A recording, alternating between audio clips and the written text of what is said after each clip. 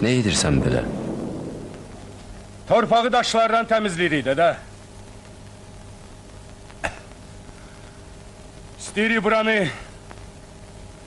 şumlayaq, əkək.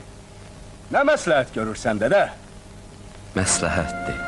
Yurdumuzun başına çox bəlalar gəldi. Bu meydanda çox igidlərimiz qırıldı. Amma tamam qırılıb qutarmadıq. Hələ varıq. Olacağıq, qalacağıq, artacağıq. Oğul, atam Beyrək bu torpağı çox qoruyub. Sən də bil ki, torpağın yurd vətən olması üçün 2 şərt lazımdır. Biri odur ki, bu torpağı gərək əkib becərəsən. O birisi odur ki, torpağı yağlardan qoruyasan. Əgər torpağı əkib becərmədin, qorumağa dəyməz. Torpağı qoruya bilmədin, əkib becərməyə dəyməz. Gəl oğul, qalx uca dağın başına 3 tonqal qal.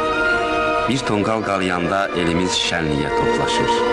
2 tonqal qalayanda baskınlardan qorunmağa yığışır. Bu indi 3 tonqal görəndə hamı cütlə xışla gəlsin, bilsinlər ki, işləməyə gəlirlər. İşimiz avan, torpağımız bərəkətli olsun. Çağlayıb axan sularımız qurumasın. Qanadlarımız qırılmasın. Uca dağın ocaqları həmişə yanar dursun.